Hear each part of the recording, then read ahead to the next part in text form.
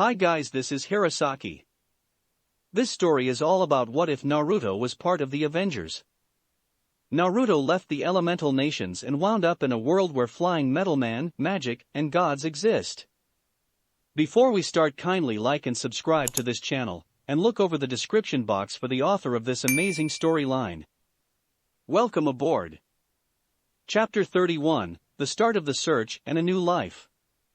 Triskelion, Washington, D.C. January 29, 2007, 12:30 local. Have you found them? Fury asked while pacing and rubbing his forehead. In front of Fury is Coulson, who is managing a team of techs that should be monitoring how and where Romanoff is. But of course, nothing went to plan, the same with every situation Naruto is involved in. The first incident is how they suddenly disappeared in Clint's homestead. Only Coulson was present at that time. But when Romanoff's emergency band hasn't shown up anywhere in the world, that's when Fury decided to bring in a whole team of techs. Good thing Coulson received a message from Romanoff saying that the band short-circuited during transport. Coulson was able to pinpoint her general location, which is Rome, but anything more exact is impossible. Her phone location shows that it's jumping everywhere in Rome every 5 seconds with no pattern. Fury would have admired the Naruto's ingenuity in counter-spy techniques, but it's aimed at S.H.I.E.L.D., and it's working. Yes, sir. They are somewhere in Durban, South Africa. Coulson answered. Durban? Durban? What the hell are they doing in Durban? Fury asked. His mind is scanning very intelligence reports he read that came from the general direction. A few seconds of furious thinking, he hit upon an idea that is a bit out there, but knowing a bit about Naruto, it is certainly in the realm of possibility. Coulson. Search the intelligence reports on Ulysses Clow. Coulson nodded and immediately typed in Ulysses Clow. When his profile came up, he projected it towards the big screen. Ulysses Clow. Age 40. Well-connected black market weapons seller. Top 3 on the Interpol list. Mainly operates in a salvage yard near Durban. Are they going to take him down? Coulson mused. I'm not sure if I should support or not support this. The political blowout if this ever connected with S.H.I.E.L.D. would be such a massive pain in the ass to sort out, but removing a piece of shit from the surface of the earth is such a great payoff. Fury mused to himself, but everyone in the room certainly heard it. Good thing they have enough self-preservation instinct not to call out their boss. Coulson. Send a satellite readjustment and orbit lock request to Satricon. I want eyes on that place as soon as possible. Coulson and his crew immediately blasted the satellite reconnaissance team with Fury's request. They must have been running around with shit in their pants because 5 minutes later, they have surveillance satellite orbit locked over Durban. Give me eyes, people. Come on. Coulson ordered, making everyone but Coulson move faster. Eyes up. Coulson announced at the same time a live feed from the satellite showed up on the screen. Coulson scanned the area, focusing mainly on each ship. Fury is also observing each ship with his discerning eye until the view panned on top of a boat weirdly covered in splashes of red. Tighten on that ship. Fury ordered. Coulson immediately saw what Fury saw and tightened on top of it. It's basically a massacre, similar to Budapest. A lot of the techs that can't handle the gory image run out of the room, presumably to puke in the bathroom. I guess we found them. Coulson mumbled. The techs returned in waves, looking a whole lot better. They watched the ship with no developments. They were about to throw in the towel since they thought that the group already left until the hull of the vessel suddenly ripped open. There's nothing there. It looks like it just opened. Can Naruto turn invisible? Coulson observed. No. I think that's a plane with active camouflage, just like the Quinjets. What I wouldn't do to have the god's eyes right now. Fury weighed in. After another few minutes, blue light seemed to pulse from inside the ship. They have no idea what they should expect next, but a spiraling dome of blue energy grinding everything inside it to dust is the last thing they thought they would ever see.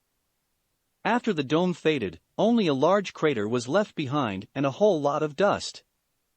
Coulson looked back towards Fury and asked in a joking tone, "You still want to bring him in again, boss?" After a small chuckle on Fury's disgruntled look, he checked on a hunch of his, and looks like he's right. A few seconds the invisible plane appeared or not appeared, Romanoff's phone went entirely offline. Looks like Romanoff got in on the plane and went wherever the hell they're going next. Fury took on one of his serious thinking faces. Coulson recognizes this one as something that appears every time he would make a big decision, just like he saw before with Danvers. Clean everything up, no evidence at what we were doing. No logs, no time and stamps, no emails. If I find out details about this op got out of this room, I'll send every one of you personally to a gulag in Siberia. Got it? Fury threatened everyone with a hard stare down. Everyone nodded frantically, sure that their boss would go through with his threat. Good. Coulson, come with me. He ordered and walked out of the room without missing a beat. Coulson quickly got out of his chair and followed Fury. The pair marched through the Triskelion. Coulson is expecting them to head straight to Fury's office, but when they reached the elevator, Fury pushed the button towards the helipad's way up top. When they reached the helipad, Fury told the standby pilot that Coulson would fly the thing himself. Coulson walked straight to the pilot seat, and Fury sat on the co-pilot seat. Go dark and head to Huntsville, Alabama. We need to pick something up, Fury said in a clipped tone. Coulson didn't even question Fury and flipped some buttons. After checking everything is okay, he flew the Quinjet towards Alabama. Not like I'm questioning your boss, but what are we going to do in Alabama? Coulson hesitantly asked. I'm going to pick up a file I made in 1995. Fury said. Coulson tried to think back about what happened in 1995, and the only thing that important happened is the Carol Danvers situation. The question is, what file could be so crucial that Fury had to hide it off the SHIELD system? I know what you're thinking, but it's not sensitive. It's just a pet project that we need to start up. Phase 2 would not be enough if we would have to fight someone as powerful as Naruto. He continued. Coulson is, of course, aware about the study of the Tesseract and its future use as a weapon, but what could be more effective than weapons powered by it? It's time to start the Avengers initiative. Jersey City, New Jersey. January 29, 2007, 1400 H local. Jonathan Pangborn is living a good life. It has been almost 2 years since he left Camartage, and he can confidently say that he did well for himself. He runs a booming auto shop, a girlfriend that quickly turned into a fiancée, and finally, he was able to reconnect with his family. But even after all that, there's one thing he never forgot to do, to accomplish the Ancient One's mission personally given to him. To find the yellow fox. He has always been looking for any news or signs of the fox. Most of the things he found are of inconsequential or hoax, that's why he and his fiancée, Joanna, have not married yet. He told her that the moment he finds the sign of the fox, they would marry, which she accepted readily. It's like she knows that John is still on a mission. The sign is like a self-imposed hurdle for him to accomplish before he lives happily ever after. Joanna only knows his cover story, but he explicitly told her that there is more to everything he told her, and the only time he could share everything is when they are married. They almost broke up when he said that. Currently, he's working on a heavily damaged 1970 Dodge Charger of a cop friend of his from New York. What did you do with this beauty? Jonathan exclaimed while under the hood, checking each small part. Javier Esposito can't help but look ashamed by what he had happened, although it'd been done for the line of duty. You watched the news about the machete killer car chase that went from New York all the way to I-95? Javier asked hesitantly. The guy who managed to nab a Lenko Bearcat. The fuck are you thinking when you took on a glorified tank with a Charger? Jonathan couldn't help but shout. The absurdness of the situation is just too much for him. Hey! We stopped him. Well, Castle stopped him, but that doesn't matter. We got our guy. Javier weakly defended. How did you find him anyway?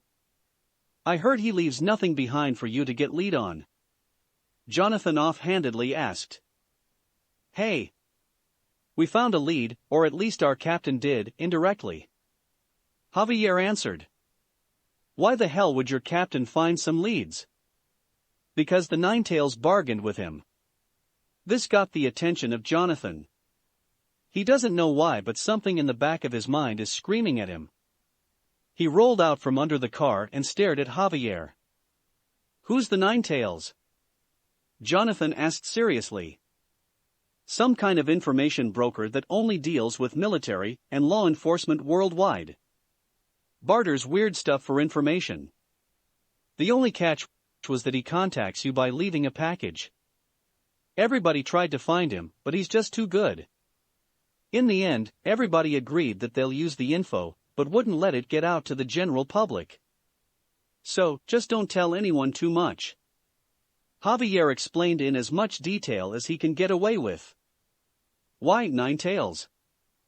I don't know, but Castle said that the Ninetales could come from Japanese mythology. Some kind of immortal fox demon or something. Javier answered with a shrug. Jonathan quickly stood up and grabbed Javier at his shoulders. With almost a desperate plea, he asked. When did he first show up? Bro. What the hell? Just answer the damn question. All right.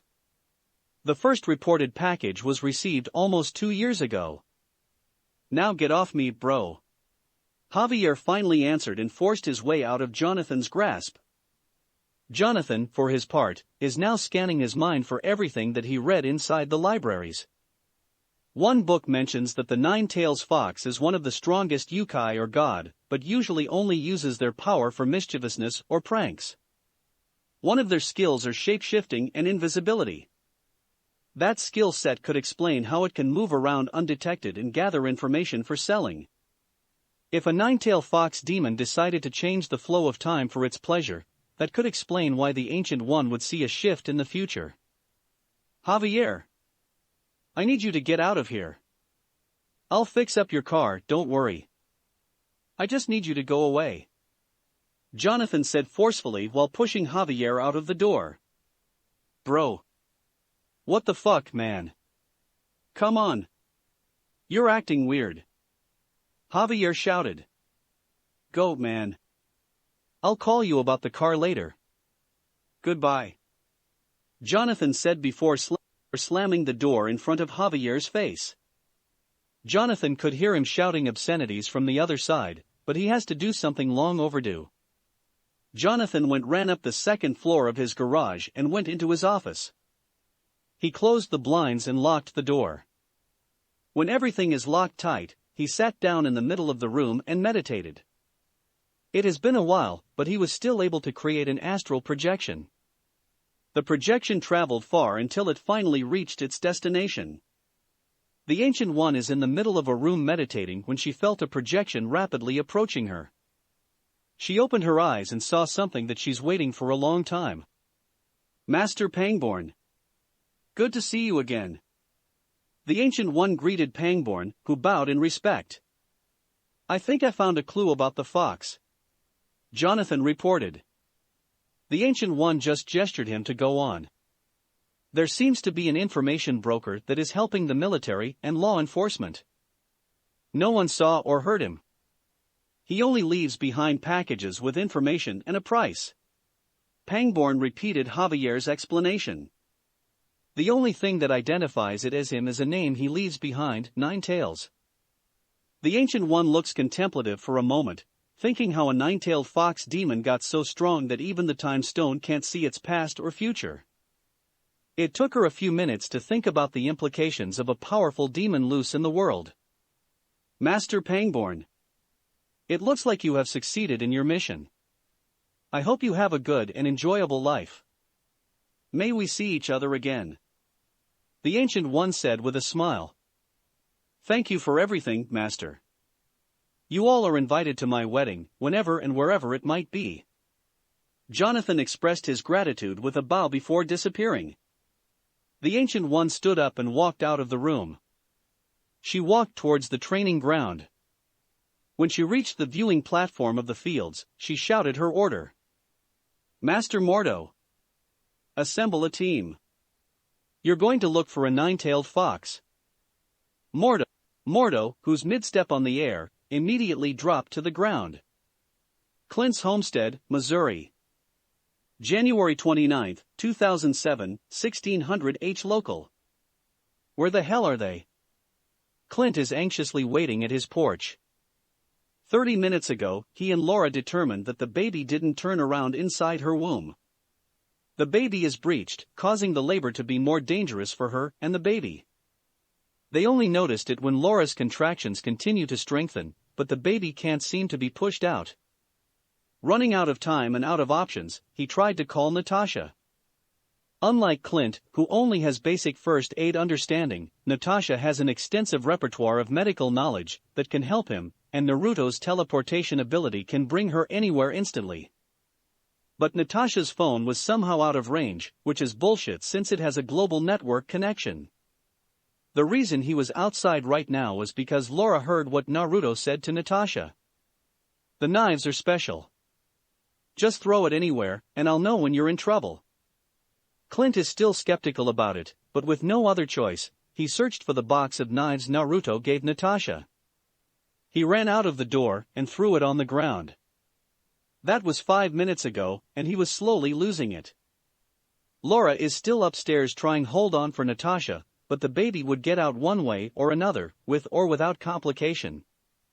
Clint was just about to run up the stairs when he heard a particularly agonized cry of Laura when he suddenly saw Naruto and Natasha appear on top of the knife. He was about to go on a tirade about where the hell ARW they and all that, but Natasha cut him off. Before you say anything, we have a lot to do, she said while walking inside followed by Naruto. Clint has enough presence of mind to shut up and follow her lead. Get a hot tub of water and lots of towels. After that, go be with Lila. She needs you right now. Naruto and I would handle it.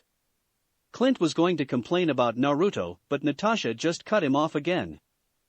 Just go get the stuff. Clint just nodded and ran off to get what Natasha requested. And you can't go in the room unless I call for you, Natasha shouted as a final order. She looked behind her and saw Naruto staring at her. That was so hot. Naruto involuntarily let out. Natasha would have felt flattered, but time is of the essence. Focus, Naruto. Follow me.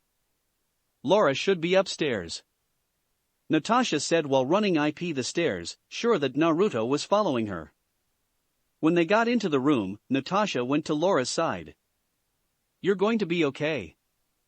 We got you, she said. Hey, Nat. What took you so long? Laura said jokingly in a weak voice. Naruto had to pick something up that would help you, but the catch is, you can't see or hear what's happening, Natasha answered seriously. Why? Laura asked in pain because a contraction is hitting her again. Because you can't know what we would use or do, Natasha answered before Clint walks into the room to drop off the items. He walked towards Laura's side and whispered to her ear. Nat would take care of you. I guess Naruto would too. I'll be with Lila. I love you. Stay strong, hun. He then walked out of the room and gave a slightly grateful nod towards Naruto. Naruto closed and locked the door when Clint is out of the room. Naruto then retrieved something from his pocket and gave it to Natasha. Natasha looked at it and saw it's a pair of earplugs and a blindfold. We'll take care of you and your baby, Natasha said with a smile before placing the earplugs and the blindfold. Naruto then did a series of hand signs and slammed his hands on the ground. Chains of black writing spread out of the room, crawling the floor, walls, and ceiling before disappearing. This caused Natasha to stumble backward, shocked by the development. He did another hand sign which caused his hand to glow white, and he placed it on Laura's abdomen. Press the bead with the cross and place it on Laura's chest. It will create a 3D internal scan of her. You could see what's happening inside. The writings make sure that everything in the room is sanitary. I'm going to keep boosting her and the baby's vitality. It would give you another 20 or 30 minutes. Naruto explained, which cleared up a lot of things for Natasha. She's going to file her questions about it for later. Natasha nodded and followed Naruto's instruction when it was all said and done. She finally understood why Naruto was insistent on getting the beads. It is basically the perfect medical device. Clint is in Lila's room, playing with her, trying to get his mind off her wife's pregnancy. It was 30 minutes later when he heard something new. A baby's cry. He was going to run towards the room when he remembered Natasha's order to stay out of the room until called. It was another 5 minutes before Naruto knocked on the door of Lila's room.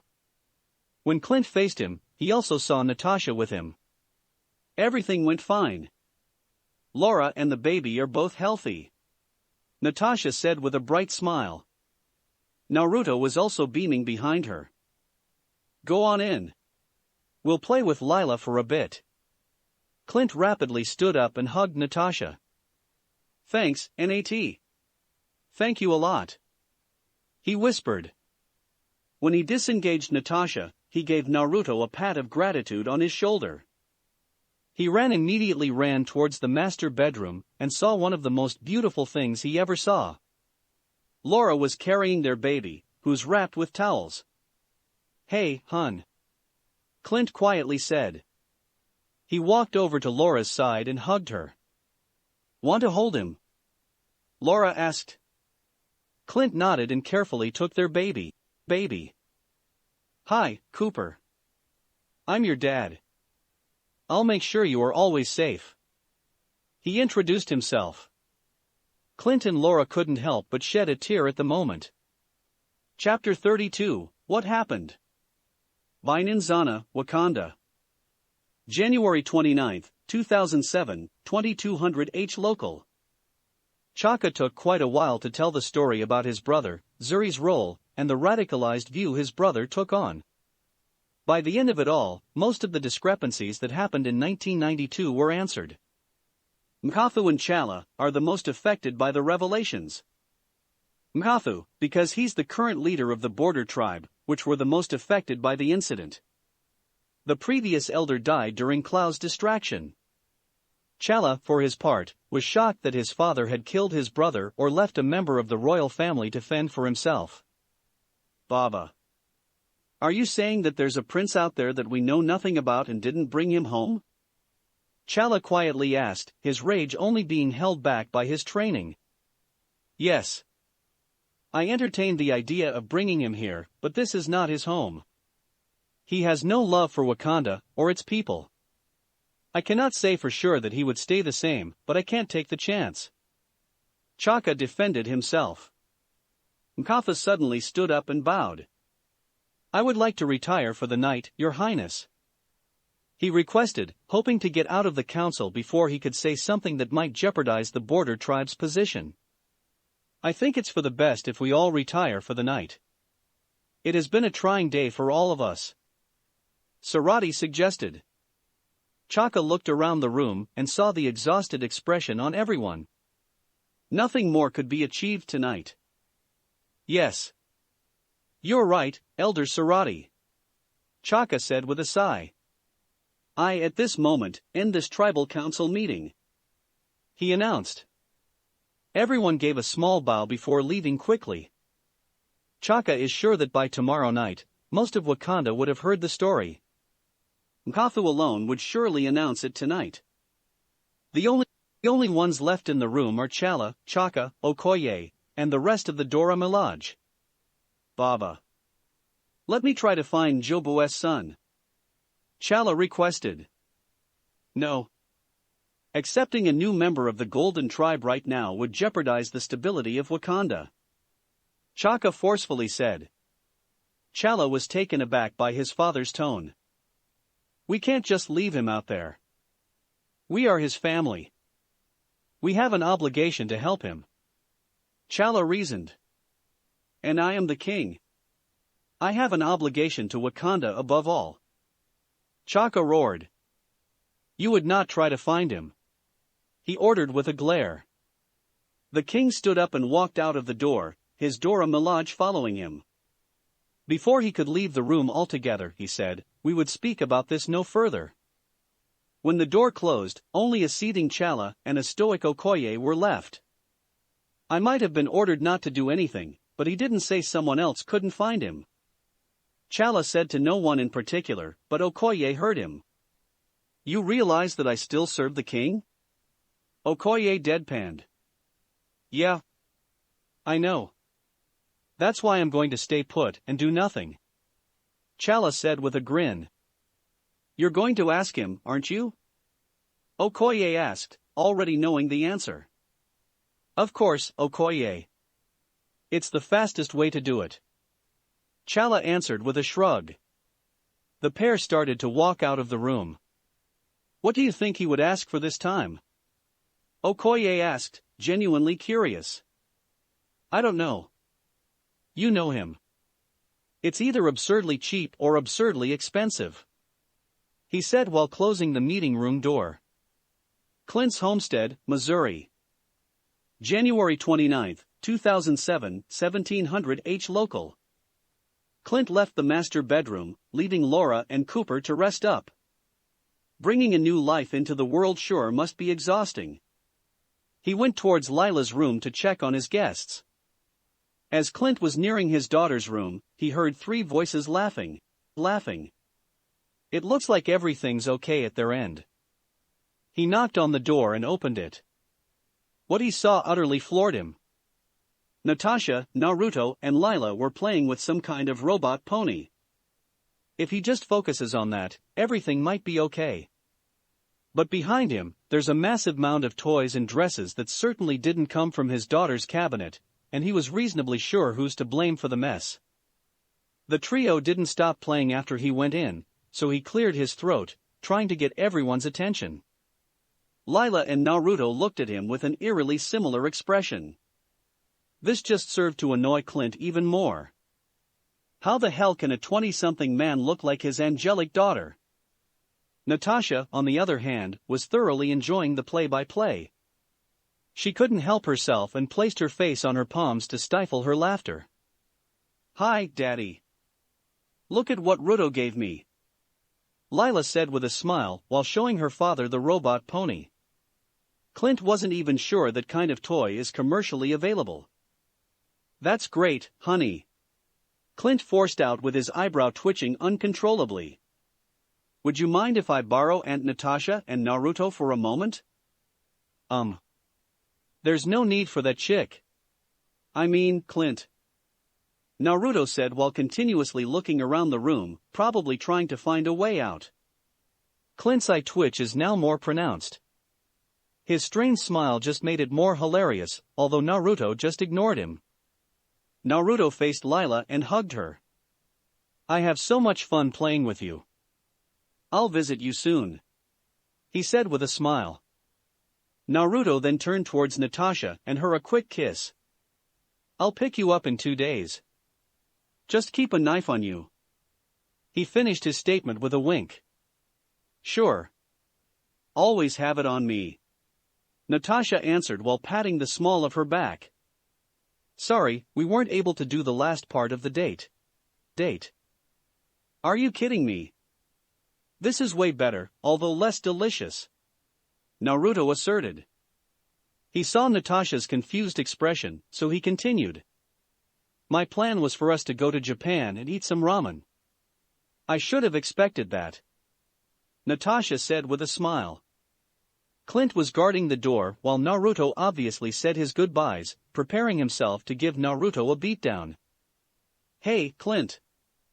I gotta bounce, Naruto said with a cheerful smile. You should try and use that bow of yours. You're going to love it. Bye, Naruto announced before suddenly disappearing.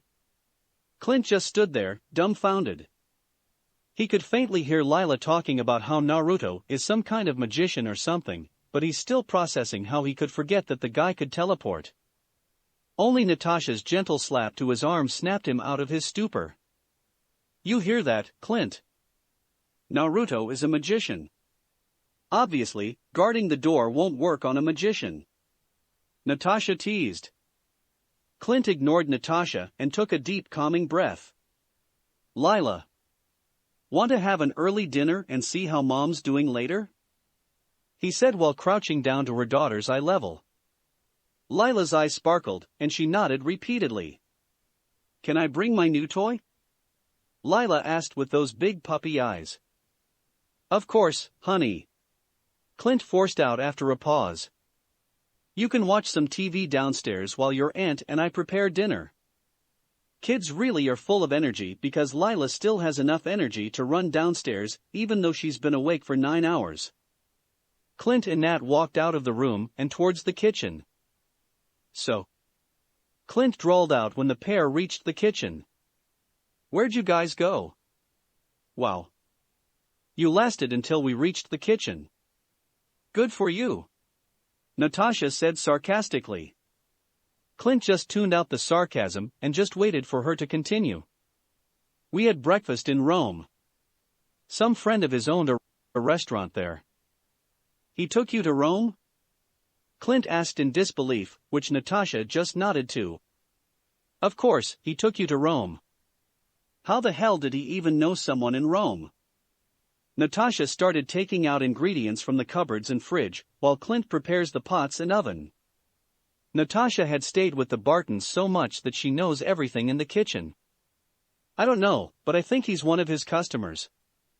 I thought every one of his customers is military and law enforcement? Apparently not. I met another one of his customers, but I can't talk about it. Why can't you talk about it? Come on. You can tell me anything. Clint. No matter what you say. I can't tell you unless Naruto is nearby to deal with the aftermath. What the hell? Are you strapped to a bomb or something? Clint said in jest, but Natasha's lack of denial caused him to look away from what he's doing. Tell me you're not strapped to a bomb. I'm not wearing a bomb. Natasha answered in a flat tone. Holy shit. You're strapped to a bomb. We need to call Coulson. Clint exclaimed while walking out of the kitchen. Don't, Clint. It's fine. As long as I don't let anyone know about stuff, the benefits outweigh the potential danger. The danger drops to 0 if Naruto's nearby. Natasha reasoned. What happened on your date that you're 100% sure that he can stop the bomb? Clint questioned after he calmed himself. I'll tell you someday, but I'm more than sure you'll see it. Natasha responded. Clint wanted to push for an answer, but he decided not to push it. So, what can you tell me? Clint bargained. I can tell you about the breakfast part if you're not going to tell anyone on S.H.I.E.L.D. Natasha's answer certainly got Clint's attention, but he needs to know how bad it is before promising anything. From the scale of stealing snacks to hiding a nuke, how bad is it? Knowing a dead hitman is still alive and running a restaurant. Natasha explained. That's a low one. Clint said after thinking about it for a second. Hit me. Okay. Leon, the professional of New York, is in Rome. Damn. What did you know? The legend's still alive. I know, right? Imagine him being your server, and your date is apparently a friend of his. Natasha said while setting up the table. Clint washed his hand and walked out of the room. I'll see what Naruto did to my bow while there's still some light left. It'll only take a minute. Clint informed Natasha. I'll get Lila, and we'll wait for you outside. I want to see what Naruto did to it. Natasha replied. Clint nodded and went up the house and retrieved the still pink bow from the cabinet. He decided that it's best to clean off the pink paint so that it can look more presentable. He entered the bathroom and retrieved the shower head and set the thermostat to high. The moment the hot water hit the paint, it started melting off. When all the paint was off, he noticed the minuscule engraved characters on his bow. It reminded him of the carved characters on the trees in New York. Naruto must have done something to it. Clint walked down the stairs, making sure to retrieve a quiver full of arrows, and walked out of the door. He saw Natasha and Lily sitting down on the porch. "What took you so long?" Natasha asked. "It was still pink, so I washed it." "Good thing it immediately came off," Clint answered while retrieving the bow. He showed it to Natasha and asked, "You know what these engravings are?" "All I know is that Naruto uses them to do almost everything," Natasha answered after examining it, but she's almost as clueless as Clint. Clint gave up, for now, figuring out what those signs meant, so he just took an arrow and loaded it onto the bow. That's when he first saw and felt the difference from his old bow. It's more steady and a lot easier to draw the string. Pushing aside the thought for now, and aimed the bow towards a dandelion flower 100 meters away. He took a deep breath, slowly released it, and fired the arrow. The result was staggering. The arrow flew away in subsonic speeds, and that's with half a draw. When the arrow impacted the ground, it exploded into a cloud of dust. As soon as the dust settled, everyone saw a small crater with a broken bolt in the center. Holy shit! Clint and Natasha involuntarily let out, which is an entirely normal reaction, but they forgot one small detail that caused them to take on a deer caught in the headlights look. "Daddy!" "What shit?" Lila asked. Chapter 33, Hectic 2 Days. Natasha's Safe House, New York. February 1, 2007, 0300H local. Natasha had a long and tiring 2 days. After testing Clint's bow, a still exhausted Laura rushed down the stairs carrying a crying Cooper. The explosion was apparently loud enough to wake up Laura and the baby. Add to the fact that Lila was continuously asking what shit, and you got the recipe for an angry mother. Fearing for her safety, Natasha took a page from Naruto's playbook and made a hasty retreat. She quickly packed her bags and said goodbye. While boarding the Quinjet, she can see the pleading look on Clint's face for her to stay behind, but her instincts are telling her to go, and that never steered her wrong yet. If that's bad, the next one's worse. Natasha foolishly decided to go to work the next day. She went straight to her office to get some peace, but the universe must have decided to pile it all on her that day. Flashback start. "Come in," Natasha shouted after she heard a knock on the door. The door opened slightly and Coulson peeks through the gap. "Fury wants a report," Coulson announced. "All right," Natasha replied with a sigh. She stood up and walked out of the room, making sure she locked it behind her. Coulson started walking towards Fury's office while Natasha walked beside him. Anything interesting happened when I'm out?" she inquired. "Not really. Just some agent who decided to take out an arms dealer without orders," Coulson responded with a shrug. "Damn. Saw that, didn't you?" Coulson just gave her a blank stare. "Of course, you saw that. I'm just going to report with you there, so I don't have to repeat everything."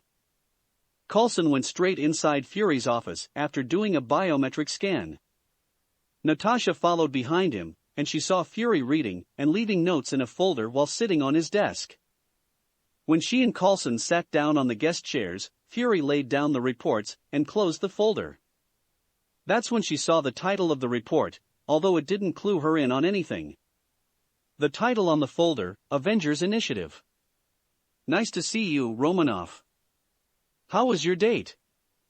Fury asked in a friendly tone, which just made Natasha all the more nervous. "Nothing out of the ordinary, boss," Natasha answered in a straightforward tone. "Oh, so taking out Clow is a normal thing?" Fury retorted with a raised eyebrow. "Let me correct myself, nothing out of the ordinary for Naruto," she answered back. "Enlighten me by answering some of my questions." What happened to the emergency band? The thing short-circuited after the jump, but I think Naruto knew about it because he's the one who told me to contact you. I guess he's also the one who caused your phone signal to jump all over Rome. My signal's jumping? Natasha asked, genuinely confused. Well, that answers that.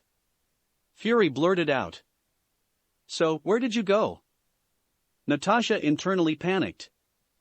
She can't really say where they went since it might expose Leon to S.H.I.E.L.D. I don't know. Naruto teleported us in an alleyway behind the restaurant. All I know is that it's a kind of family restaurant with private booths, and it's far away from the center since it's quiet. She lied through her teeth. Fury studied her for a moment, trying to find any indication of her lying, but gave up quickly since she's one of the best liars there are. What happened after? Fury proceeded. We exited Outback, then Naruto teleported us again to some tree lean. I only knew where we were in Durban because I squeezed out of Naruto. Natasha reported. I can't say anything else, boss. She weakly added. We are the only ones here and the room is in a communication blackout mode. You can say anything here and it won't come out. Fury claimed. I can't say, boss. Natasha pushed back. I order you to report the events in Durban. Fury said with authority. I'm invoking Article 8, subsection 14 of S.H.I.E.L.D. Agent Handbook. Natasha's retort took Fury and Coulson back. Article 8 talks about circumstances where an agent can disobey a direct order. Subsection 14 is about when an order would cause certain, immediate death to the agent. What can you tell me that happened after you arrived in Durban? Fury tried to find a workaround. Naruto doesn't only deal with military and law enforcement. He also has some private customers. Like PI jobs, I guess. Natasha helpfully added. She needs to give them something to get them off her back even a little bit. Oh, and if you haven't heard it yet, Laura just gave birth. Naruto and I help her. She added. Damn. Mazel tov to him. I'll add a 3-month undercover mission on his file. Fury mused. Clint is one of his best agents, and giving him some concessions would go a long way. I expect you to provide me with an unofficial written report of what you can say. He ordered, thinking about how a written report might reveal something new. Fury took a piece of paper from inside the folder and handed it over to her. Moving on. I want you to read this for me. Natasha scanned the paper. As she read through the paper, she realized what Fury wanted to do, and she doesn't know how to feel about it. You want to assemble a team of enhanced that can fight against Naruto? Natasha asked weakly. Not him, someone like him. Someone not on our side. Fury answered. We don't know who or what else is out there. Naruto may not only be the only one out there with his power level. Hell, chances are, there's someone stronger than that guy. I want to be prepared for any eventuality. I want to have a symbol that humanity can really be behind when dark times are upon us. He finished, but everyone heard the underlying message. If Naruto turns, they'll take him down. This is not a long list, boss, and let's be honest, Barton and I are barely enhanced, and the other guy is a loose cannon. Natasha reasoned. I know. That's why I want to know if Naruto is a viable option on this team. Power-wise, more than qualified. But on the personality side, there's a problem. Naruto might look like he loves the spotlight, but he thrives in the dark. The same problem with Barton and me. You won't get your symbol with us. Beside, Naruto is even more predictable than the big guy. Do you have any idea how to make him join the Avengers initiative? You need to make him want to join. Any other option would either reject the offer or make him an enemy, and we both know the last one is the worst outcome. Fury thought hard about Natasha's statement. Everything Romanov said was true, but with Naruto's appearance, it opens a whole new ballpark of things S.H.I.E.L.D. needs to deal with. That's all, Romanov. I'll be expecting your written report by the end of the day, Fury said, dismissing her. Flashback end. The following day isn't much better. She was in her office again when Naruto decided to do a surprise visit before going to Wakanda. It would have been a cute thing to do with other girls, but Natasha is a world-class spy. As soon as Naruto played Guess Who, she drew her gun and shot Naruto multiple times in the gut. The sound must have resonated outside since the alarms for an attack started blaring. Good thing Naruto is immortal and can take multiple hits from a 9mm, or she would have been cleaning buckets of blood from her office. Naruto gave her a quick kiss before he started writing something down on a piece of paper and left it on the table. He then grabbed her hand, and the next thing she knew, she was in Wakanda again. Everything went a little bit more subdued than the first visit. She can feel the underlying tension in the air, especially from the border tribe members. As expected, she and Naruto were interviewed while sitting on the lie detector chairs. Nothing new came except she now knew that Naruto kept leaving packages for the king just to mess with him. She could see King Chaka between pissed and entertained. The underlying tension in the room only lifted after Naruto gave everyone a taste of his cooking, even her, and she has to admit it's the best thing she ever tasted. When Naruto revealed the name of his restaurant, that's when she realized that the hottest new fast food, Shikugakure, is owned by Naruto. As expected, the tribal council quickly approved the opening of the restaurant, checking one of Naruto's requests. The royal family would even help in its construction. The next request was also approved. Apparently, everyone wanted to see if Naruto can damage or destroy a piece of pure vibranium. Flashback start. The tribal council, royal family, Dora Milaje, guards, Wakandan scientists, and Natasha are on a troop transport 10 m of the ground. 50 meters in front of them is Naruto without his kimoyo beads, playing around with a ball of pure vibranium with a diameter of a foot. They can clearly see him through a holographic projection screen attached to the transport. Your Majesty, with all due respect, no one can destroy pure vibranium. It can only be changed from one form to another. It's the perfect representation of the law of conservation of mass. A scientist told King Chaka. You know that, I know that, we all know that. But there's nothing lost in this experiment. Either he destroys the ball and we learn something new, or he doesn't, and we just took a pleasant stroll outside the city. The king answered. Naruto kept tossing the ball around until he placed it on the ground. He removed his jacket and shirt and put it somewhere behind him, which then disappeared, leaving him in his black slacks and boots. I still can't figure out how he does that. The largest thing I saw him do that was his motorcycle. Chala said a little loudly, probably to answer everyone's question. He's the one holding on to Naruto's kimoyo beads. Natasha studied Naruto's body. She saw black marks running everywhere on his abdomen and forearms. The characters are similar to the ones visible on the knife, so the tattoo might not just be decorative. Naruto picked the ball again, held it close to his chest. With his free hand, he did a single hand sign and said something. Black flames erupted around his body, covering everything. The fire was so hot that they could feel it burning their skin even from 50 m away. They were forced to move back to the troop carrier until they were half a kilometer away. From that distance, they can see the grasses turning into ash, the rocks and soil melting, and the air forming small flashes of lightning, probably due to the formation of plasma by the superheated air. The only one they can see not affected by it was Naruto. Precisely 20 seconds after the flames appeared, it died down. They can finally see the aftermath of what happened. Naruto was standing on top of a lake of lava 20 m wide, in his right hand was a pile of dust. He did another hand sign with his free hand, and this time, cold air blasted everywhere. The lava he was standing on immediately solidified. The wildfire he started also died down. Great, Bast. How can anyone survive that? Chaka exclaimed in awe. What did he say before the fire erupted? Chala asked. I think he said Amaterasu. Okoye answered. The Japanese goddess of the sun. Natasha added weakly.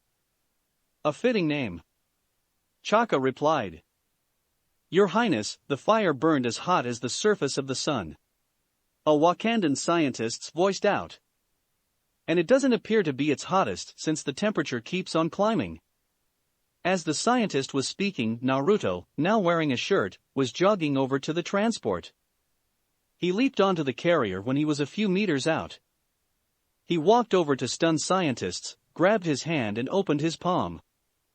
Look into this for me, will you? Naruto said while dumping a handful of black dust to the man's hand.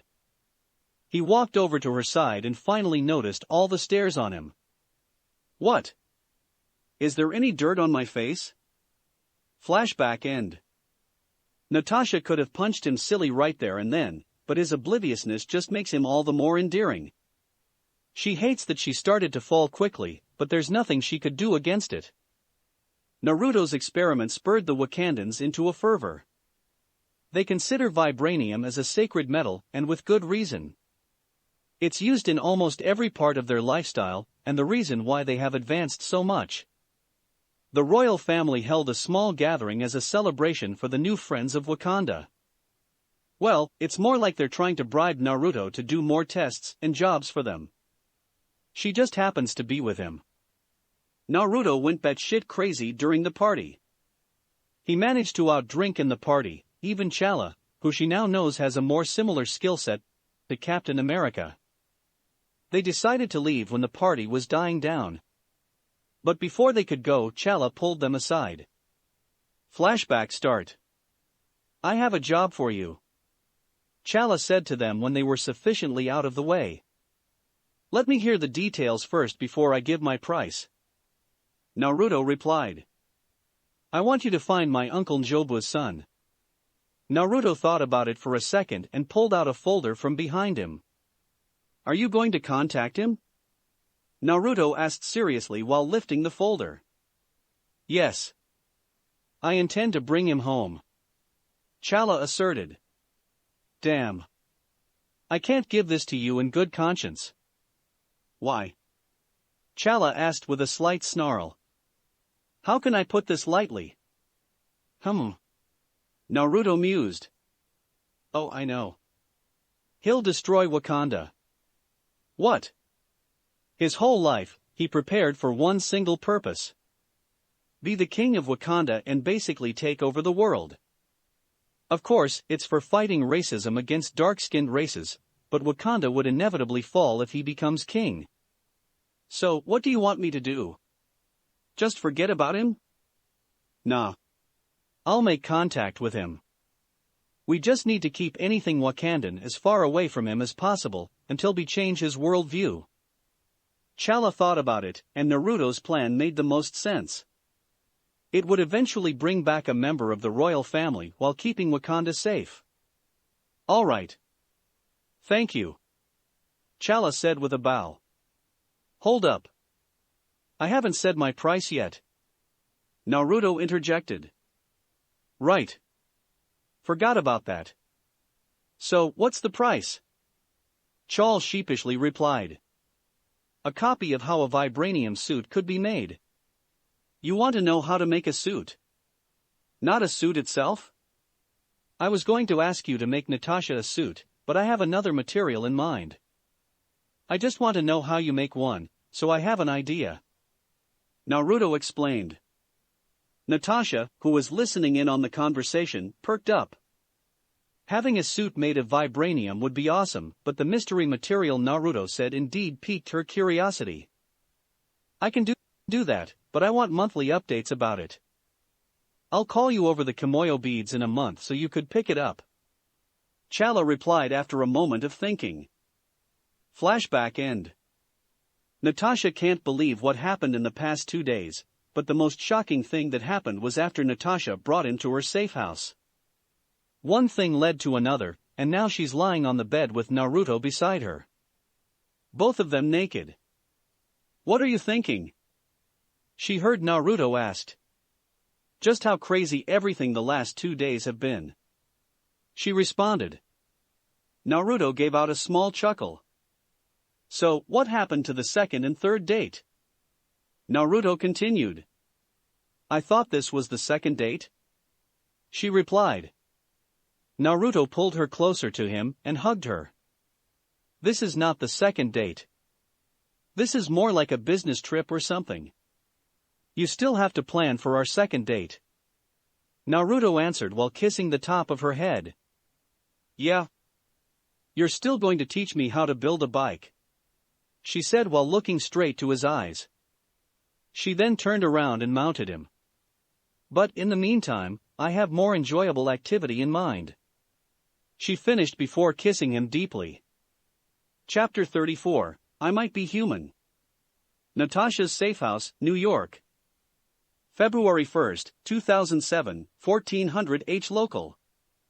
Natasha woke up to a discomfort she never experienced before, never thinking that someone could do something like that for quite a long time. The assassin twisted and stretched her body to relieve some of the soreness. That's when she noticed the heavenly smell of eggs and bacon. This would have normally caused her to feel elated, but now it caused her to panic. She reached for her phone on the bedside table and looked at the time. Fuck. I guess I'm on an unexpected mission then, she said to herself. Natasha got out of the bed, jogged to the bathroom, and did her daily rituals. She got out of the washroom in her black bathrobe. When she got out of the bedroom, she saw Naruto plating the freshly toasted bread.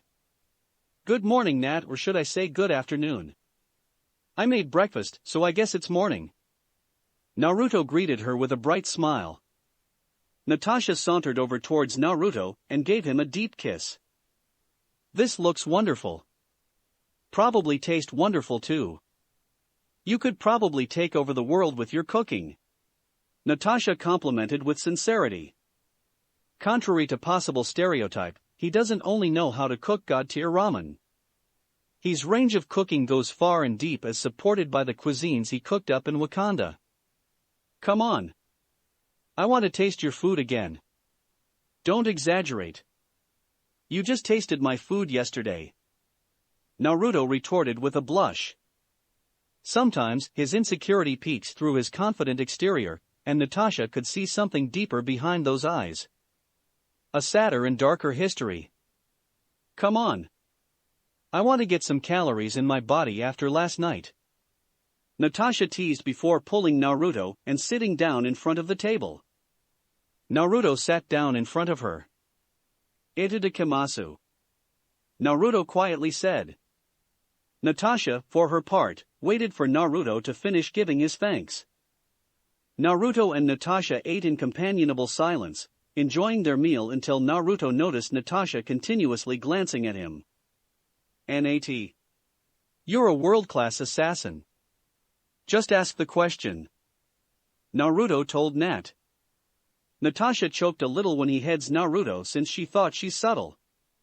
She drank a glass of water to wash down the food. All right, Natasha said before dropping the food on her plate so she could focus on the talk. There are some things I want to know about you before any of this. She pointed Naruto and herself. Continues. Call me old-fashioned, but I want to know more about the person I'm going to have a relationship with. She finished. You want to be with me? Naruto hesitantly asks. Naruto. I strapped a bomb on my wrists because you said it's alright. I think we're past the new dating stage. Natasha deadpanned. Oh right. Sorry about that, Naruto sheepishly said with a scratch with the back of his head. I have one question that I need a real answer to because it could explain everything. Natasha stared deep into his blue eyes. Are you human? Naruto sighed, already expecting the question. Normal humans don't do the stuff he can, and everything he did in front of Natasha was more than enough to clue her in. Naruto sat straight and said. Before I answer that, I want to know what you think I am. Two ideas are running through my head, Natasha responded while lifting two of her fingers. 1. You're an enhanced This could explain most of the things you could do, but there's one problem with that. What is it? Naruto asked. Enhanced humans only have one ability. That's because whether we like it or not, the human body is weak. It can only handle one enhancement. It might be as straightforward as having super strength, or as complicated as being able to control plants. Of course, each skill has a certain level of versatility that can make abilities look like two different things. An example would be the ability to fly, super strength, and telekinesis, but all of this could be explained by having the ability to control gravity. Natasha explained. But in your case, there isn't a single thing that unifies everything that you could do. I thought you have the ability to control space because of your teleportation. It could also explain your speed, strength, invulnerability, and your ability to take out and hide items from behind your back. Maybe even your cloning if you push it, but there's one thing it can't explain. That fucking satellite really screwed me over, huh? I thought I'm sneaky enough in the beginning, Naruto said to himself. That statement of his confirmed to Natasha that he's already aware that the US government has a video of his abilities. What's the thing it can't explain? He finally asked Natasha. The fire you created yesterday as well as the instant cooling.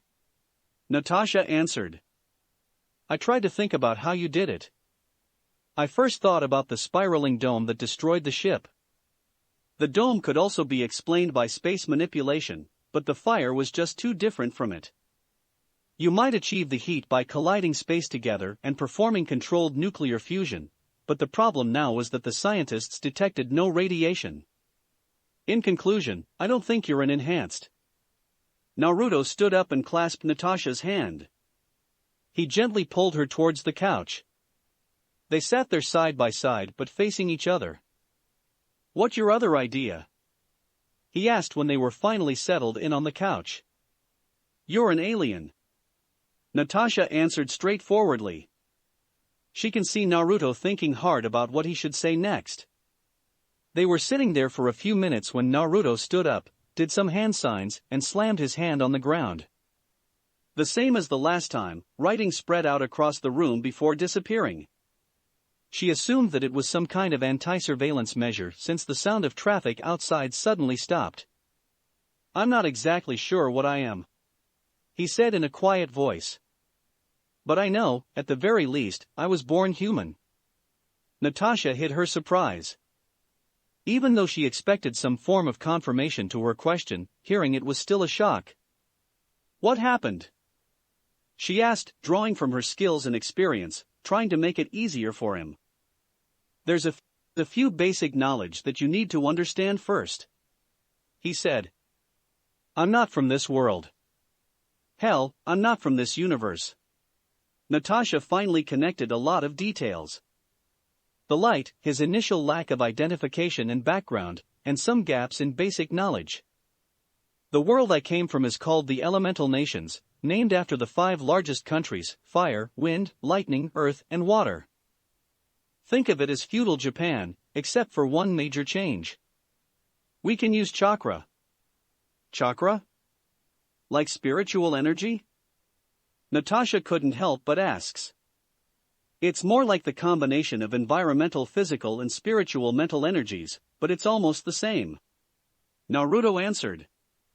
There are 3 specialized units the daimyo can call. The monk, the samurai, and the shinobi ranked in strength. He created a single hand sign, and a stereotypical monk with a staff appeared. The monk, as the name suggests, is a religious man who had forsaken all worldly possessions.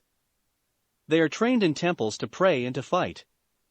Skilled in hand-to-hand combat and the staff, a single monk can decimate a group of bandits with well-placed hits.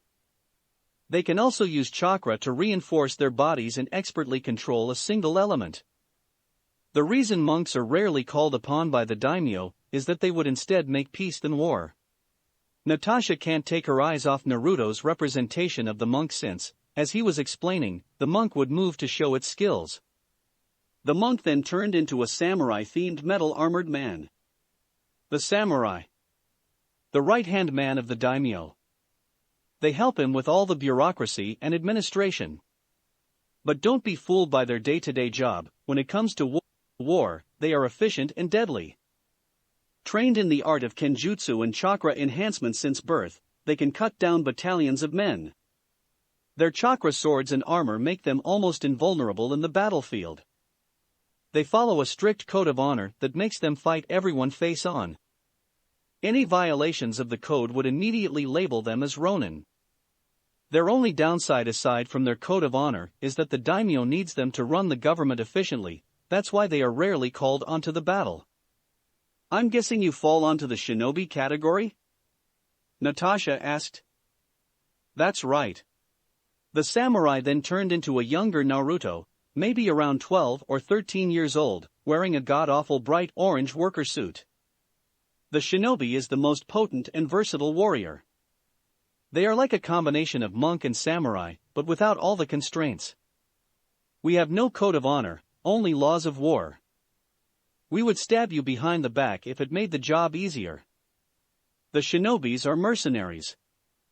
They would do almost any job for money as long as it doesn't have a negligible negative impact on them. Trained as young as 6 in hidden villages, most of us would graduate at 12 or 13 and having our first kill not long after. Natasha couldn't help but draw parallels between the shinobis and her. That's when something struck Natasha. Naruto was a shinobi, making them more alike than she could imagine. There are 3 primary skills shinobi can learn: Jinjutsu, Taijutsu, and Ninjutsu. Jinjutsu is the ability to create illusions with your chakra, just like what I'm doing now, he said, pointing to the image of his younger self. Taijutsu is the ability to strengthen one's body and fighting styles. You can also throw in weapon fighting skills in there. Ninjutsu, on the other hand, is anything not in the first 2 categories. He showed a blue spiraling sphere in his hand to demonstrate ninjutsu. Of course, there are other categories like Kekai Genkai, or simply any specialized skill that can be inherited, and Fuinjutsu, which are sealing techniques using characters that can give instructions to chakra and perform a function. Almost everyone can use chakra in your world, right? Natasha asked, still trying to comprehend everything he said. Yes. Then why do you say you're not sure if you're human? Let's go back a bit. Naruto said. In a world full of chakra, some things are bound to be different too, right? Natasha nodded. Behind him, 9 monstrous beings are formed. In the elemental nations, there are 9 immortal beasts made of near-limitless chakra. Each of them can theoretically wipe out all life on the planet. They are walking calamities that have individual types of abilities. Now, what do you think the hidden villages would do with these powerful beings? Natasha thought hard, but she doesn't like where her thought is continuously going even after thinking about the positive side of humanity. Even now, they're trying to do the same with the Tesseract. They would capture them and harness their power. Natasha quietly answered. Naruto chuckled darkly before continuing. Got it in one. Naruto mumbled. The hidden villages fought over the tailed beast or bijou, but no one can continuously and safely control a force of nature. That's why they did the next best thing. They would place a bijou in a newly born baby to make it have the chakra reserves of the beast. Jinchuriki. The power of human sacrifice. Natasha weakly whispered, remembering about his titles in Wakanda. She looked upon an image of a 9-tailed fox, and that's when she connected the dots. You have a 9-tailed fox in you. The Kyuubi was released from its previous vessel on the day of my birth, wreaking havoc to my hometown, killing thousands.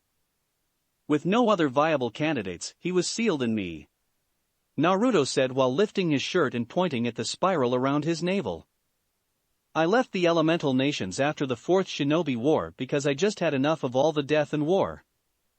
I guess I just can't get out of that kind of lifestyle since I'm still doing this now.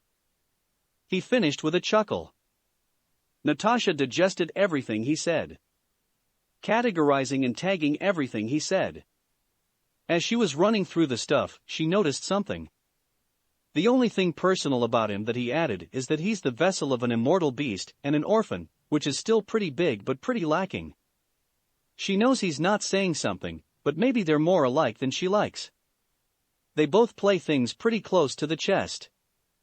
I guess we should continue with our meal, huh? Natasha suggested. Yeah. Go on. I just need to use the bathroom. Naruto replied before standing up and walking to the restroom. When he got inside, he locked the door and turned on the faucet. Kit. Why didn't you tell her about the 9 of us and you basically being a god? Kurama asked. I like her, Kurama. I don't want to scare her away. I think saying that much normally would have her running towards the hills. I think 3 years of mourning is more than enough. Yuki said. Hinata would have kicked your ass if she found out you mourned for her for that long.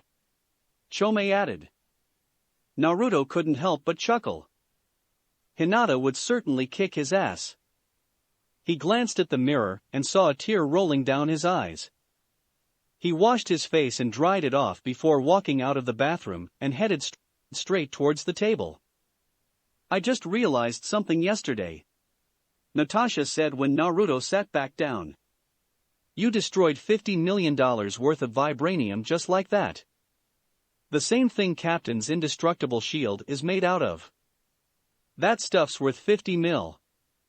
How rich are those guys they just let me do anything with that? Naruto exclaimed. Natasha can't help but laugh at Naruto's reaction. How did you create that black fire yesterday? Natasha asked. Naruto didn't answer immediately but stared into her eyes. She was surprised when it suddenly spun and changed into something entirely different. His sclera turned black. Iris turned blood red, and the pupil turned blue. A silvery white floral 8-petaled pattern formed around his pupil, with each petal tip having a golden comma. It has an eerily white glow that seems to be coming from the inside. What's that? Natasha asked with a small quiver in his voice. This is what I call a Shinigami, or the Death God's Eye. It's a combination mutation of 3 different eyes. Naruto explained. One of its abilities is to call the fires from hell. It's the hottest fire that can be produced. One of its abilities? Yeah. It has a shit ton of it. Too much to get into right now. Natasha understood Naruto's message that he doesn't want to talk about it right now. They finished eating and cleaned up the table. When they were done, they walked back and sat down onto the couch. Fury would skin me alive. He would want to know about what happened in my office, and what the hell I've been doing since you decided to kidnap me. Natasha said with a groan. Don't worry about it. Just tell him you took a piece of vibranium from a Russian oligarch. Naruto answered with a shrug. Come on. This is Fury. He would investigate what I report. Just give him this. He said while handing over a piece of rock. Is this a vibranium ore? Yep. Took down a Russian oligarch this morning. He's funding some terrorist groups in Afghanistan. One of his hobbies is collecting meteorites or anything that came from space. Naruto explained. This rock, on the other hand, came from Wakanda. Just put 2 and 2 together. Et voila. You know what? I'm not going to question it and say thanks. Natasha replied, a little exasperated before taking the rock. Her phone suddenly ringed. She picked it up from the table and checked the number. Speaking of the devil, she said to Naruto before answering the phone. Hey, boss. I was just about to call you. Chapter 35, Chance for a New Life. RAF Base Hospital, Alconbury, UK. April 9, 2007, 1350 local. Naruto is walking down the hallway with a hop in his step. He could confidently say that he's currently living a happy life, and at the forefront of all that is Natasha, the Black Widow herself. The good thing about having an immortal beast made of chakra is that he can make sure that her feelings are at least real without doing anything drastic. Although Kurama is all for having Natasha as a mate, he still monitored her emotions on Gyuki, Chome, and Matatabi's urging. He completely understands their motivation, since it's Natasha's job to make others fall for her and making them do her bidding. Their second date was awesome. It took them a while to find an available date since Fury gave Nat a surveillance job, but when she finally finished it, they were able to tinker with her bike collection. He hasn't introduced her to chakra metal yet, so he wasn't able to make her bike monsters, but with his knowledge, they were able to make it significantly more powerful. Speaking of knowledge, he was finally able to learn some things from Tony. He's an unorthodox teacher that gets distracted a lot and focused mostly on a hands-on approach. He was even able to help Tony with the problem of his flashback start. Maybe I should just do the railgun project. That would be a whole lot easier. Naruto heard Tony say while they are both working on some projects on the computer. Naruto is currently trying to figure out how to integrate a jet engine on his bike. What are you working on anyway? You've been mulling over it for almost a month now. Naruto asked before walking over towards Tony's station. Rody brought over a problem for me. Tony answered while rubbing his forehead. Some general decided that he wants a horizontal explosion missile. What the hell is that? Naruto asked, seriously confused. Well, the guy doesn't want a circular explosion. He wants a missile that can wipe out guerrilla troops across a whole mountain range. You know, like the mountain ranges in Afghanistan. Tony explained. What's the problem you're running into? I can't just make a missile that can bomb the whole mountain range. It would cost a lot just for the explosive alone, don't even get me started on the delivery device. Then why don't he just fire multiple rockets? Because it would cost too much. Tony answered with a groan. How about smaller missiles or a mobile battery? The range isn't enough. I want a full-size missile that can act as a mobile battery. Why don't just stuff a bunch of smaller missiles inside a larger rocket? Kind of like a cluster bomb with individual rockets. You can launch the large one carrying the smaller missile, and when it's in range, they just launch. That way you can make any shape of explosion you want. Naruto suggested with a shrug. His suggestion came from his vast experience of using shadow clone explosion technique. Tony sat there on his desk, thinking about Naruto said. He's running the numbers, blast radius, production cost, and travel radius.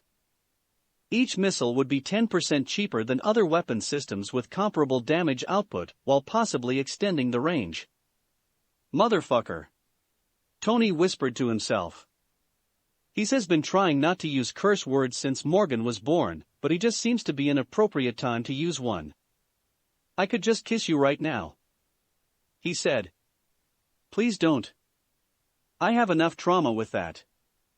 Naruto replied while distancing himself from Tony.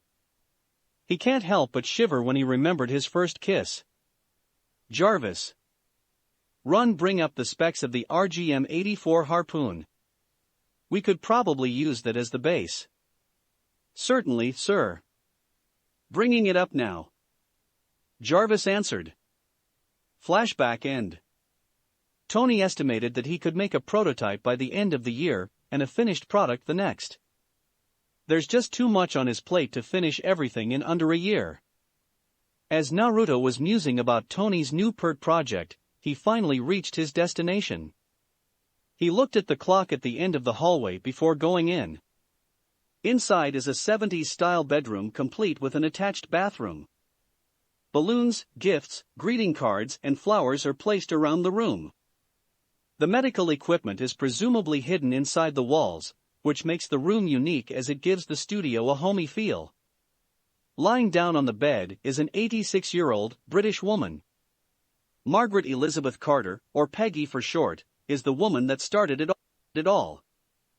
Born in 1921, she first joined the Royal Army, before being recruited into MI5 as a cryptographer. Being one of their best recruits, she was loaned to the Strategic Scientific Reserve or SSR, the predecessor of S.H.I.E.L.D., as a liaison and advisor. She was one of the heads of Project Rebirth, a secret program by the U.S. Army to create super soldiers, which eventually resulted in creating Captain America, the only recorded success of the program. An unexpected romance bloomed between Rogers and Carter even before Rebirth, and it continued to grow until the abrupt end when the captain crashed the plane into the Arctic. Fueled by her loss, she started to honor Rogers' legacy by creating S.H.I.E.L.D. from the husk of SSR with the help of Howard Stark. She became its the first director and continued protecting the world, just like Roger would have done. But her success in her professional life was balanced out by her inability to get over her love. She tried to move on, even going as far as almost marrying, but the love she has for Steve is just too much ever to let go.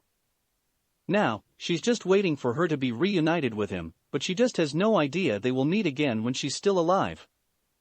Peggy heard the door open, revealing a tall blonde man wearing blue jeans, white sneakers, and a black jacket over an orange shirt. He walked over to a chair at the corner of the room and carried it by the bedside positioning. In the old days, she would have immediately been wary of a stranger coming into her room, but her age allowed her to be more relaxed, or just more accepting of what might happen next. The two just kept staring at each other when the man finally spoke. "Would you mind if I ear here while I wait for Sharon? It would be easier for me just to introduce myself to you two at the same time," the man asked while somehow pulling out a large ceramic bowl of ramen from nowhere. Sure, go ahead," Peggy replied with a small smile, although from the inside, she's trying to solve the mystery of the man. They were sitting silently with only the sound of eating from the man when the door opened, revealing a 5 feet 8 inches, blonde woman with dark brown eyes wearing a blue suit ensemble. She's Sharon Carter, the great-niece of Peggy Carter herself. Her idolization of her Aunt Peggy led her to join S.H.I.E.L.D. at the age of 18. To prevent biases or other forms of inequality in the workplace due to her relationship with the first director of S.H.I.E.L.D., she doesn't use her last name. She would typically just go by as Sharon or Agent 13.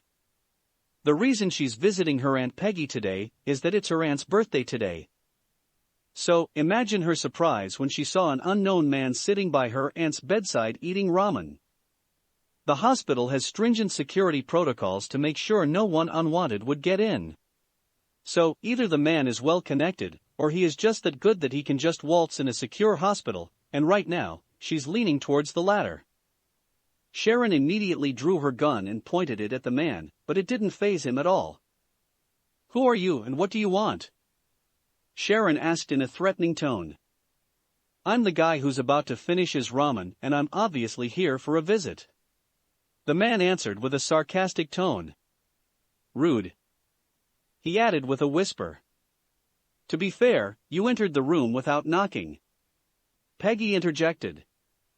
"We're talking about your niece here, not me," he said before drinking the rest of the ramen.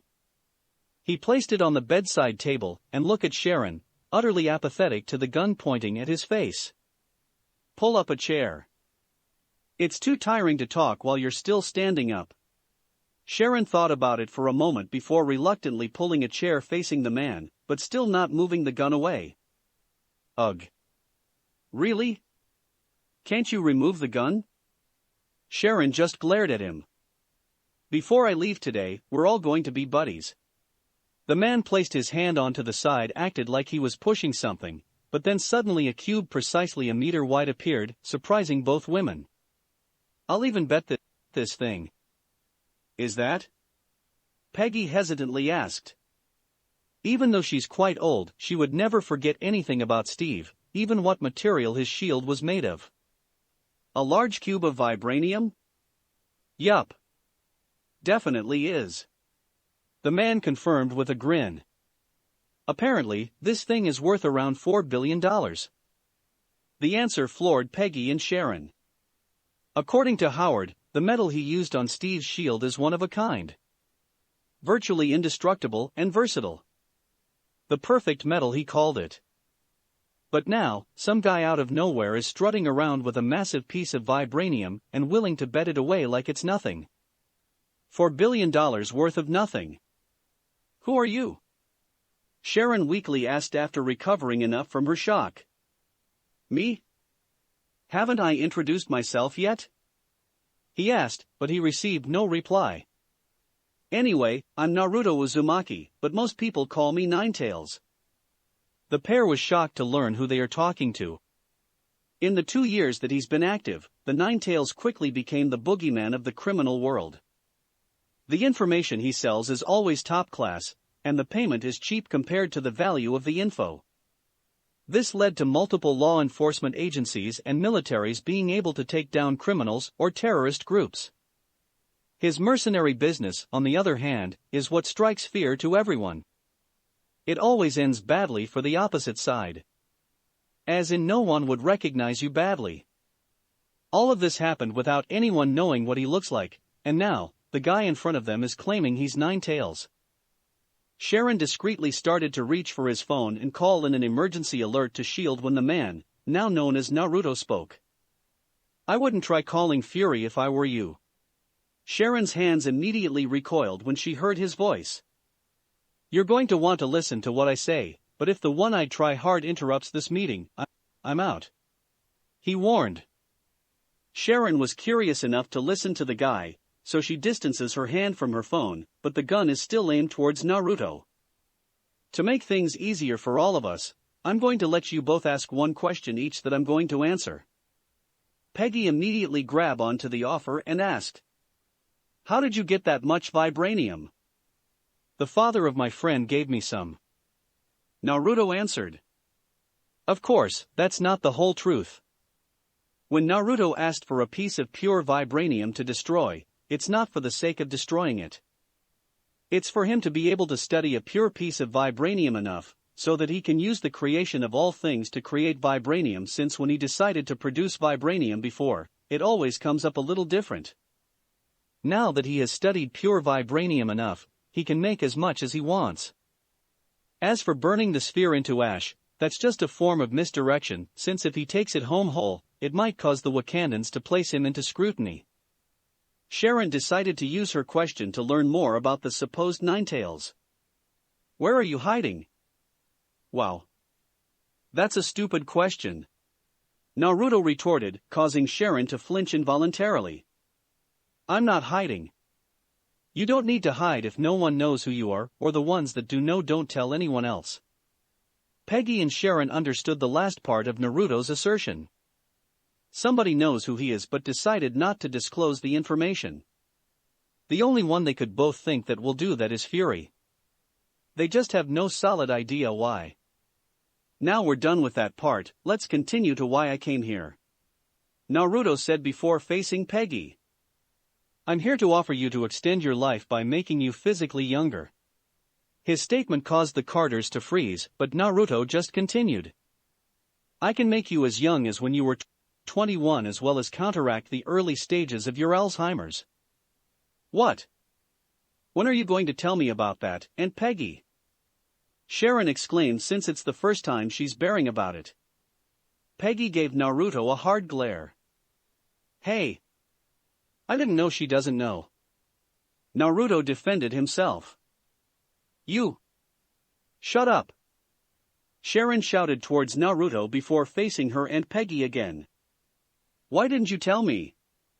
Peggy released a deep sigh, preparing herself. Because I didn't want you to worry. She answered.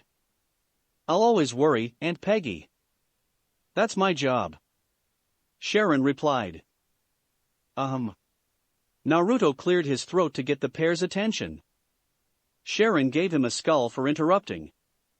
As much as I want you to continue, I still need to hear Peggy's answer. Will you accept it or not? No, I won't, was Peggy's immediate reply. There's nothing to think about. She's more than ready to join Steve wherever he might be. You know. You won't find him in the afterlife. Naruto said with sincerity. What are you talking about? Peggy asked with a dangerous tone. Before I answer that, how much do you trust Sharon? Sharon, of course, took it as an offense. Because I'm dropping 2 bombs on you, and these pieces of information would change everything for you. I trust her with my life. Peggy answered quickly. How about the fate of the world? Peggy was taken aback by the question, but she answered quickly after recovering. I trust her with that too. She answered. Sharon was touched by her aunt's faith in her, but Naruto's questions made her curious. First of all, Hydra isn't gone. They are in S.H.I.E.L.D. growing and waiting for the time to strike. Naruto said with no preamble. How? Peggy asked feebly. As far as I can tell, S.H.I.E.L.D's recruitment of ex-Hydra agents backfired, but I'm not sure. Naruto answered with a shrug. There are Hydra inside S.H.I.E.L.D., and you think I might be one of them? Sharon asked. Nope. I know you're clean. I just want to know how much your aunt trusts you. Naruto answered. Do Fury know about this? Peggy inquired. Oh yeah. Gave it to him more than 2 months ago. I think he's planning some sort of counteroffensive. Peggy felt tragic that the agency she built to honor Steve's legacy was used by his enemy to grow. She was contemplating about the development when Naruto spoke again. The second thing is, the captain is still alive. Peggy almost had a panic attack when she heard him. Tears started to fall down her eyes. Sharon immediately clasps her aunt's hand to comfort her. How do you know? Sharon asked the question Peggy can't ask right now. This is going to sound weird, but I can contact the dead. Naruto replied. So what? Naruto's answer didn't faze Sharon. She's been working with S.H.I.E.L.D. for almost a decade, so she knows there's quite a lot of weird stuff out there. I contacted a lot of famous people's souls to chat with, Cleopatra, Alexander the Great, Einstein. All of them responded, but when I try to call on people who are still alive, all I receive are static. That's what happened with the captain. Naruto explained. Steve. His name is Steve. Peggy corrected him through her sobs. Oh my God, he might still be frozen. She realized. That's what I thought of too. Coulson is already looking into it. Naruto added. Peggy finally understood why Phil has been visiting her more frequently recently. It's not just idle curiosity. It's information gathering. So, the question is. Would you accept my offer? Why are you doing this? Peggy asked, wary of what might be the catch. Can't I be doing this just out of the kindness from my heart? No. I'm good at reading people, and I can see there's a personal reason for this. Peggy countered. Naruto let out a sigh before answering. I need a weak test subject for the final tests of my experiment. Naruto admitted. What is this experiment for? Peggy questioned, ignoring the ethical problem of his admission, since they basically did the same to Steve. Mostly regeneration, but it would also make someone something like a super soldier. Naruto's admission took Sharon aback. If he's already in the final stages, then he already knows that it would mostly work. It could change the whole playing field. I'm tweaking the last parts of the process to make sure it would work for anyone, so I decided to offer you the chance. I would like to warn you that you still may die. Peggy thought long and hard about the offer, but in the end, there's no other real answer. If Steve is still alive, they can't be together in the short time she has left. Extending her life and increasing her vitality would make sure that when Steve is found, they can finally have their happily ever after. After 5 minutes of silence, Peggy finally asked. What do you need from me? I need you to die. That's it for this reading. Hit like and subscribe for a free ticket pass going to the different worlds of anime fanfictions. Looking forward to having you on board again.